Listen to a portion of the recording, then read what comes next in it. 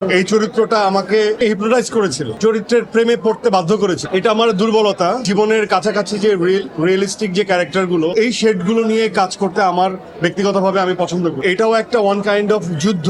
সব কন্টেন্টে হয়তো পারবো না, যেগুলো খুবই লোভনীয় সেগুলো আমি গ্র্যাব করতে চাই। আমি খুবই ইমোশনাল হয়ে যায়, সেই জার্নিটা আমি অনুভব করার চেষ্টা করি। আপনারা সেইটার ভিতর দিয়ে যাচ্ছেন, আমার কারণে না। এটা আমাদের টিম এত সুন্দর ছিল, মানে আমি বলবো যে নূর হওয়ার পেছনে আমাদের যে ড্রেস ডিজাইনার, ড্রেসের তুরিন, নূর হওয়ার পেছনে আমাদের Shahidul, art direction, script writer, এটা একটা কালেকটিভ আর্ট ওয়ার্ক। সব যখন সম্মিলিত প্রচেষ্টায় একটা জিনিস দেখে, এবং সেখানে হয়তোবা আমি আমার যে পার্টটুকু অ্যাক্ট করা, সেটা আমি হয়তোবা করার চেষ্টা করছি। তো আমার কাছে মনে হয় যে নূর হয়ে ওঠার পেছনে টোটাল টিম এফোর্ট এবং টিম ওয়ার্কটা অনেক বেশি ইম্পর্টেন্ট। এটা আমার দুর্বলতা, যে আমি এই যে জীবন বান্ধব এবং এই খুবই জীবনের কাছাকাছি যে রিয়েলিস্টিক যে ক্যারেক্টারগুলো, রিয়েল ক্যারেক্টারগুলো, সেগুলোর যে আপস এন্ড ডাউন থাকে, আমি বারবারই বলছি এর আগেও, এই শেডগুলো নিয়ে কাজ করতে আমার ব্যক্তিগতভাবে আমি পছন্দ করি। অ্যান্ড এটাও একটা ওয়ান কাইন্ড অফ যুদ্ধ, যে আমরা বাংলাদেশি সিনেমা, আমাদের দেশাত্মবোধ বা আমাদের বাংলাদেশি যে ইমেজটা, সেটা হয়তো আমি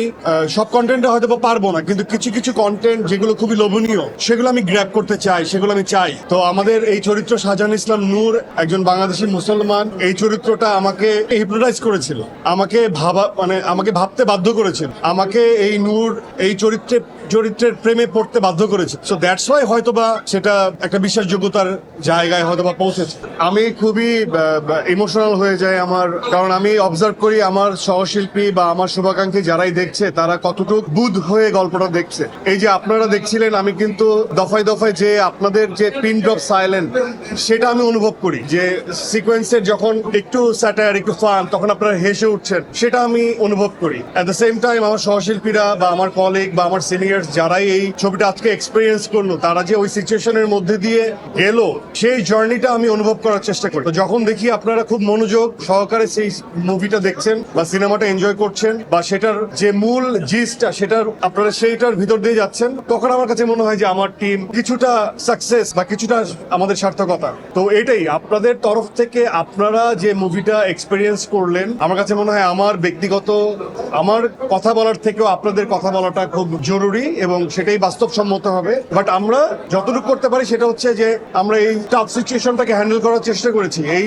রিয়েল স্টোরিকে যখন স্ক্রিন প্লের মাধ্যমে সাজানো হয়, ইটস ভেরি টাফ, কারণ রিয়েল সিনারিওকেই আমাদের ফোটাতে হয়, এবং সেটার ভিতর দিয়ে আপনারা যখন গেছেন, আমার মনে হয় যে এই প্রশ্নটা আজকে আপনাদের কাছে, যে আপনারা কেমন দেখলেন, আপনারা কেমন বুঝলেন। আমি আপনাদের কাছ থেকে, যেহেতু আপনারা আমাদের ভাই ব্রাদার, আমাদের কলিগ, আমাদের সহকর্মী, আপনাদের কাছ থেকে এই ফিডব্যাকটা আসলে আমি আশা করব, যে আপনাদের ভালো লাগলে ভালো বলবেন, সমালোচনার স্কোপ থাকলে সেটাও করবেন, আমরা শুধরে নিব।